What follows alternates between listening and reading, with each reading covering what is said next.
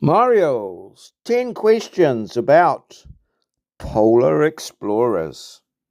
Mario's 10 questions about polar explorers.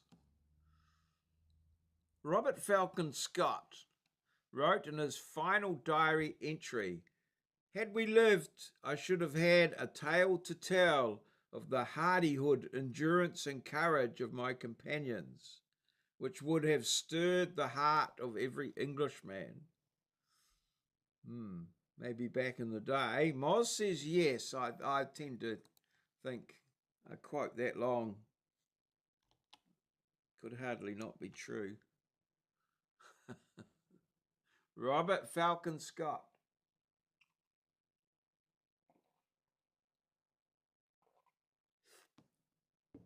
I'm just stepping outside. I may be some time.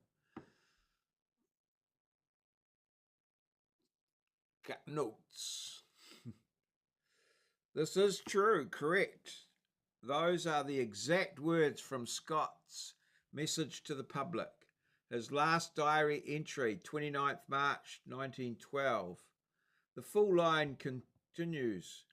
Those rough nights and our dead bodies must tell the tale. These rough notes and our dead bodies must tell the tale. All right, so that's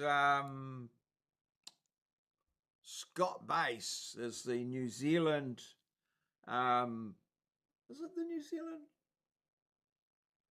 I'm not sure. Well, we have Scott Base down at Antarctica, but I don't know whether it's whether the Americans are there as well. I think that might be the name of it. Anyway, let's move on to Shackleton.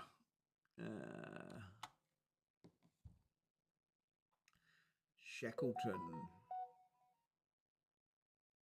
True, I suppose. Never read it. Oh, right. Ernest Shackleton placed a famous recruitment ad that read, "Men wanted for hazardous journey, low wages, bitter cold, long hours of complete darkness, safe return, doubtful." Yeah, possibly. Possibly. Yeah,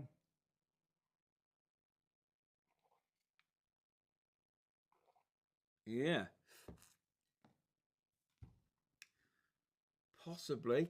I guess. Or, well, how could that be not be true? Well, it could be complete and utter bullshit, but then,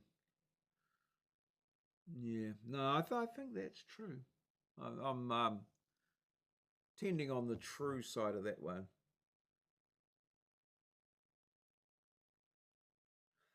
Don't want to get too tied down with Shackleton. Oh, right, yes. Tied up. Down. Yes, right. So that'll be true. Old Ernest Shackleton. It could be untrue by it not being Shackleton, but it being someone else. I don't know. Shackleton.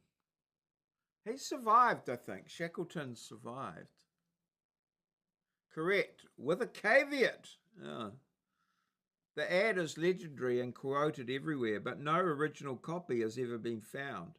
Historians believe it's apocryphal, likely based on Shackleton's real blunt interviews, but embellished over time. Still, it perfectly captures the spirit of the imperial Trans-Antarctic expedition. Shackleton. Right. Yes.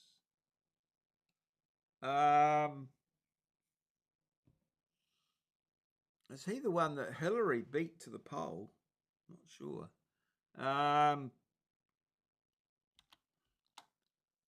After he climbed Everest, Hillary went down to Antarctica and drove to the South Pole in Massey Ferguson tractors or something. Something like that. Mm. Yeah.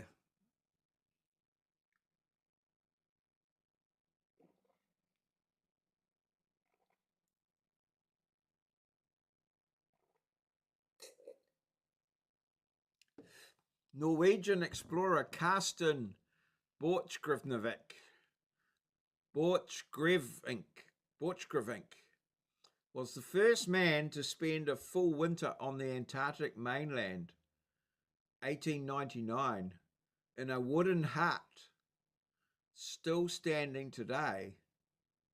Well, someone should go and pick him up. He'd be over 100 years old now, 126. Well, and plus however old he was when he started. Yeah, Norwegian. Hmm. There's a lot that could be wrong with that, but yeah, very dry climate down there. So I think things get preserved quite well. I can't even pronounce his name. I'm going true, but you could be right, Moz. Your intuition might be right.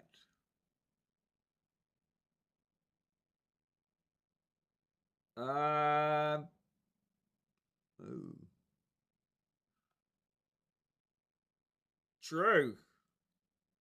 Southern Cross Expedition, 1898 to 1900, was the first to intentionally overwinter on the Antarctic continent at Cape Adair. They built two prefabricated huts. One, the living hut, collapsed long ago, but the storage huts still stand and is the oldest surviving building in Antarctica.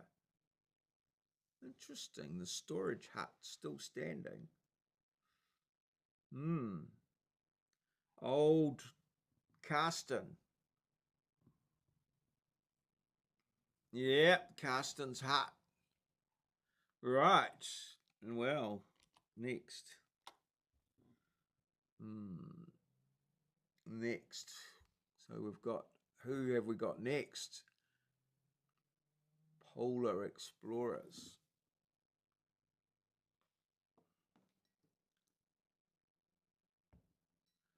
In 1909, Frederick Cook claimed to reach the North Pole, a full year ahead of Peary, a claim now universally dismissed as fraud. Ah, okay. Sort of like landing on the moon, isn't it? It's sort of, perhaps it's a precursor. Yeah. I'm sort of wanting to say true. I can't. Frederick Cook. That's the younger brother of James Cook, I think. Captain Cook. Sailed into Botany Bay. In, oh, I don't know. When was Cook here? False. He wasn't Ernest. Ernest Cook. I'm going true. I'm going true. Moz could be wrong. His reasoning.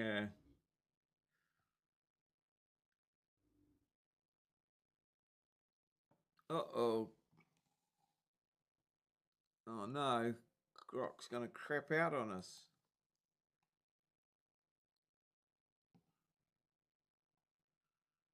Oh.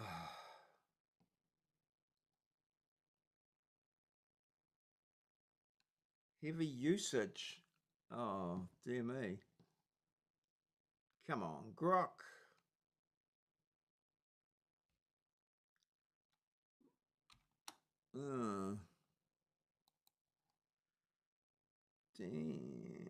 Damn.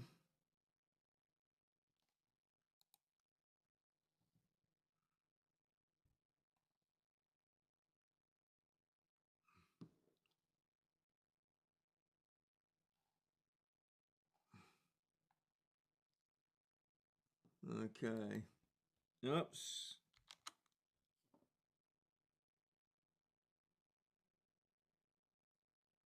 Okay.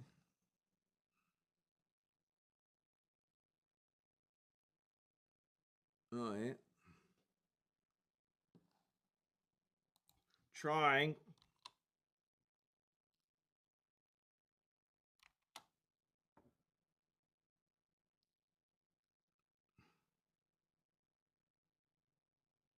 We're trying. Grok.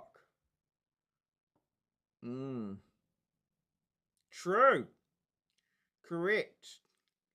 Frederick Cook announced on 1st of December 1909 that he had reached the North Pole on the 21st of April 1908, a full year before Peary's claim, 6th of April 1909. Cook's proof fell apart under scrutiny. Fake photos, impossible distance. Modern experts unanimously agree it was fabricated. Question 5. Okay. 4 out of 4 so far. And next. Will Grok let us down?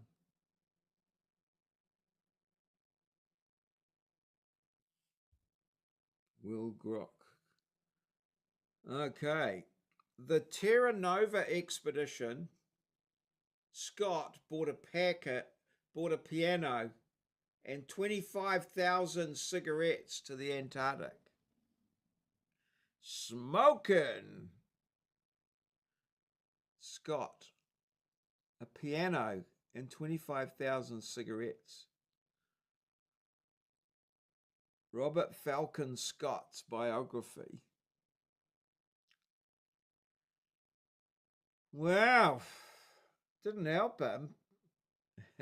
He didn't get back. Right. Okay, question 5. I can.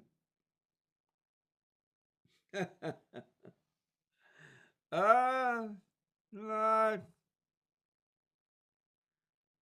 25,000. I'm going to go true just to see what happens. Oops, now he's going to make us do some bloody work. Okay, let's see what Grok has to say about this.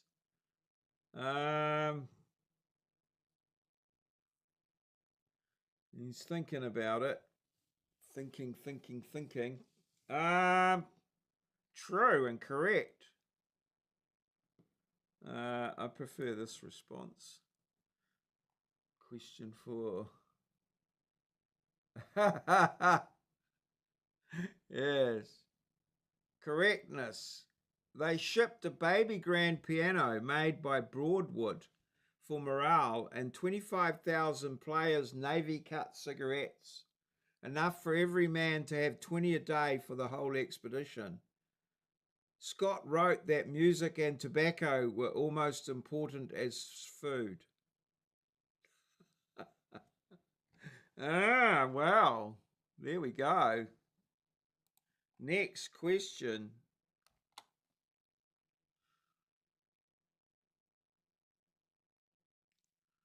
5 out of 5.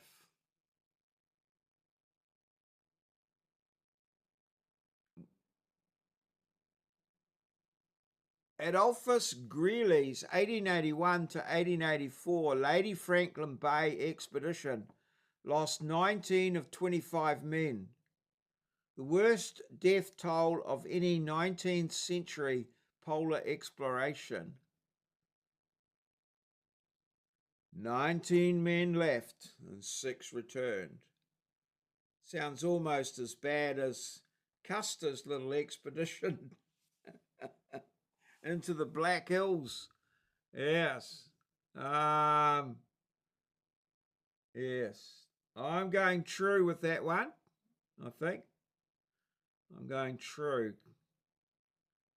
T for true. I think I got no reason to disbelieve that. 19 of the 20 man returned, but Moz could be right. Ah, well, true. The Lady Franklin Bay expedition of 1881 to 1884 was a disaster. Relief ships failed to reach them twice. By rescue in 1884, 19 of the 25 men had died from starvation, scurvy, drowning, and one execution for theft of food. It remains the highest death toll of any 19th century polar expedition. Holy shit. They got rid of holy hell. They bloody got rid of one of their guys. They had an execution. Jeez. That's a bit rough. Imagine that. You wake up in the morning and holy hell, you've stolen someone's smoko, and next thing, well, bugger that. Boom, you're gone. See you later. Wow. That would have been morale boosting. Okay, next question. All right. What do we got? Oh, God. Which response do you prefer? It will make grok better. Makes it pretty bloody miserable. Then they ate him. Possibly. Fresh meat.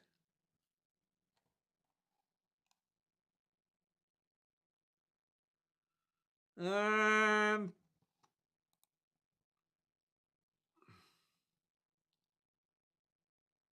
the Soviet icebreaker Arctica was the first surface ship to reach the North Pole in 1977.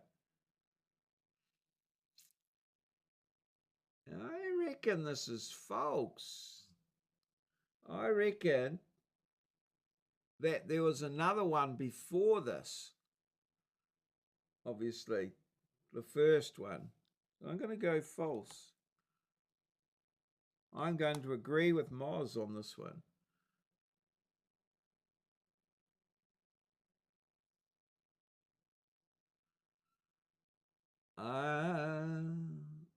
Incorrect.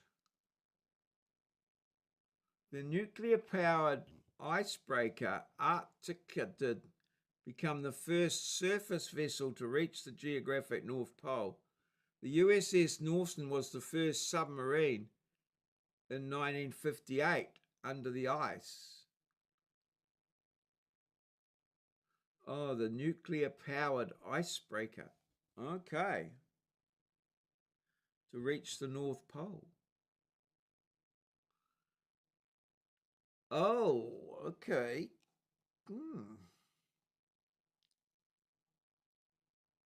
Wow. Interesting.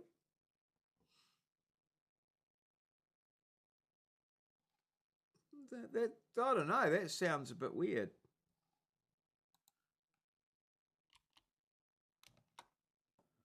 I guess the ice must have been very thin. There's no land under the North Pole. In 1937, the USSR flew 4 massive aircraft over the North Pole and landed a scientific team on the ice, the first humans to set foot there.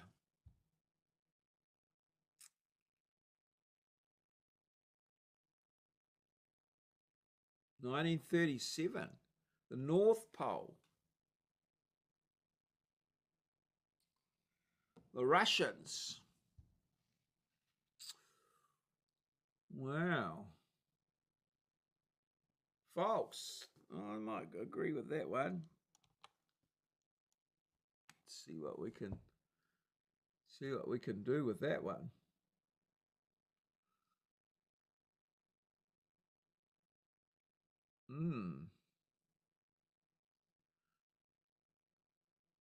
Correct.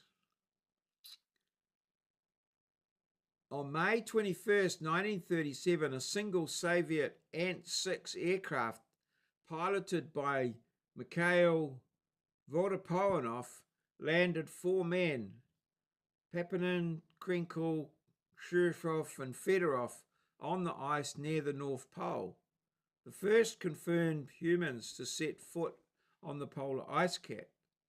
They drifted 2,740 kilometres on Ice Station North Pole 1 for 9 months.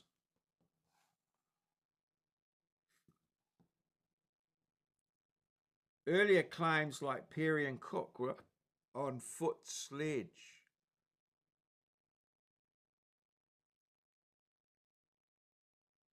Oh, right. The first confirmed humans.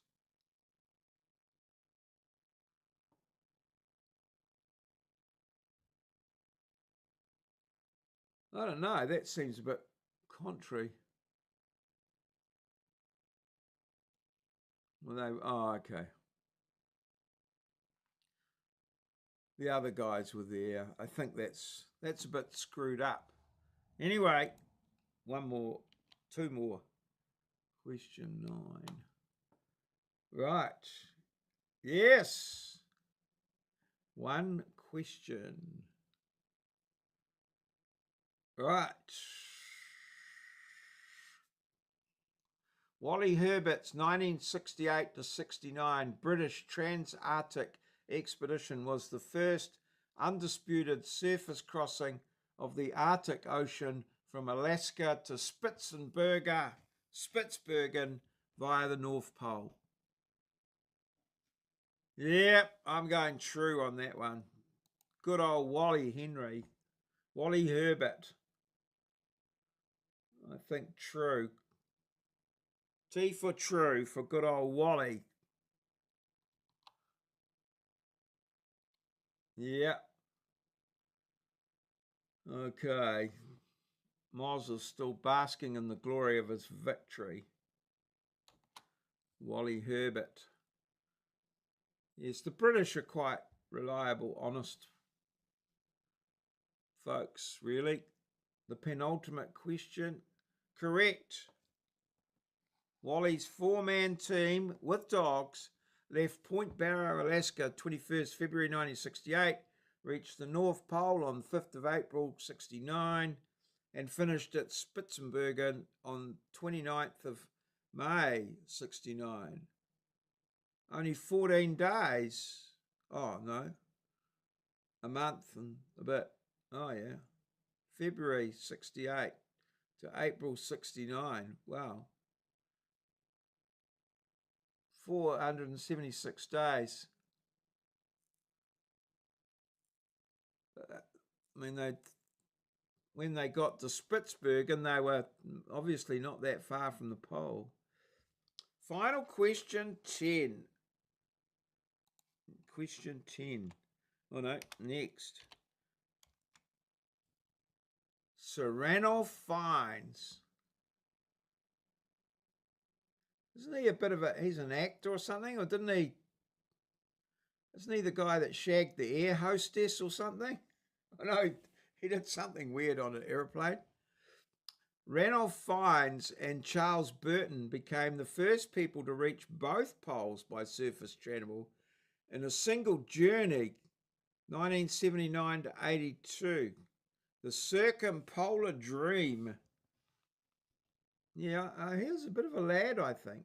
Ranulph Fiennes. Well, it might have been the second, I'm not sure. Anyway, what say we? Oh, I reckon that's true. Got to give old Ranulph his due. Yeah. I guess he might have tried to join the Mile High Club on the way home or something as well. Knock off 2 birds with 1 stone, so to speak. T for true. 2 birds at once or something like that, but bit of an illustrious Fallow, I think, ran off. Correct. As part of the Trans-Globe Expedition 1979 to 1982, Ranulph Fiennes and Charles Burton circumnavigated the Earth via both poles entirely by surface means, ships, snowmobiles, and man-hauling. They reached the South Pole in December 1980 and the North Pole in April 1982. The first verified surface visit to both poles in one continuous expedition. 9 out of 10, Lord of the Last Degree. You conquered Scott's Diary, Shackleton's Ad, Bolshevik's Hut, Cook's Fraud, Scott's Luxuries, Greely's Tragedy, the 1937 Soviet landing, Herbert's Crossing, and Fiennes Burton's Double Pole. Only the Arctic's 1977 surface travel slipped through the crevices. Well, there we go. Thank you, Moz. My Club flew by himself. Yes. Okay. This has been Mario's 10 questions about polar explorers.